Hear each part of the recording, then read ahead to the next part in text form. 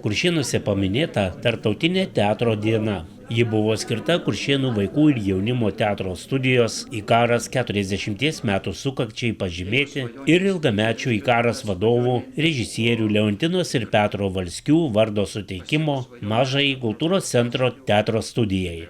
Valskiai ilgą laiką darbavusi teatro meno srityje. Leontina vadovavo vaikų ir jaunimo teatro studijai, o Petras buvo Kuršėnų kultūros centro suaugusiųjų teatro Mozaika vadovu ir režisieriumi. Tarptautinės teatro dienos renginiai prasidėjo gėlių padėjimu ant Leontinos ir Petro Valskių kapo Kuršėnų kapinėse. Tylos minute buvo pagerbtas Valskių atminimas, uždegtos žvakutės, padėtos gėlės. Savo prisiminimais dalijosi čia susirinkę atminimo popietės dalyviai. Iš tikrųjų ir liūdna, ir džiugu. Gal džiugu iš vis, kad galėjom į tą kelią kartu su jais ir kad, ką čia kalbėjom su kolegom, kad gyvenimo vedliai mūsų buvo. Ir tai tikrai liūdna, bet aišku, reikia dėkoti pasauliui ir visatai, kad iš vis mes galėjome eiti kartu ir pats geriausias sprendimas, kad mama liepė eiti į karą, kai norėdavau nebeiti ir kad 12 metų ir daugiau nei 12 po to iš tikrųjų nesibaigė tas mūsų ryšys ir tai labai dėkingi esame, manau. Ir darbiniai veikloj dabar ir visam tam gyvenimo kelyje aš labai dažnai naudoju citatas tų žmonių abiejų, nes paliko tokį didelį indėlį, kad atrodo neįmanoma to pamiršti. Nekalbant apie detalės, aš visada apie tos žmonės mąstau, kad tai buvo žmonės, kurie gebėjo gyventi lokaliai, o mąstyti globaliai. Man atrodo, kad per juos ateidavo platus didelis pasaulis į tą Kuršėnų vaiką ir tas Kuršėnų vaikas per juos galėdavo pasiekti platų didelį pasaulį. Stovime prie kapo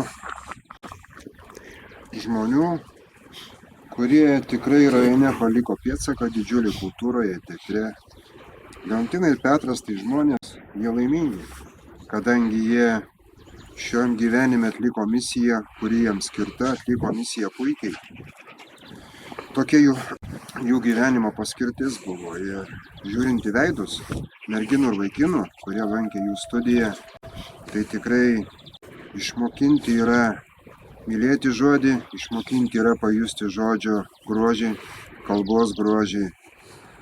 Žmonės gyvi iki tol, kol mes juos prisimename, o dabar kiekvieną renginį žiūrint, tai visada taip ir ateina vaizdai. Solidaus Petro su gražia barzda, solidžios Leontinos santūrios tokios, tai jie yra gyvi. Tarptautinės teatro dienos renginiai tęsėsi Šiaulių rajono savivaldybės kultūros centre Kuršėnuose. Čia buvo eksponuojama paroda skirta Ikaro teatro studijai. Šventės dalyviai ieškojo savęs fotonuotraukose, rankraščiuose.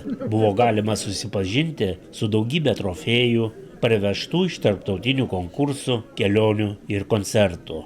Didžiojoje salėje šventinį minėjimą pradėjo mažieji Ikaro teatro aktoriukai.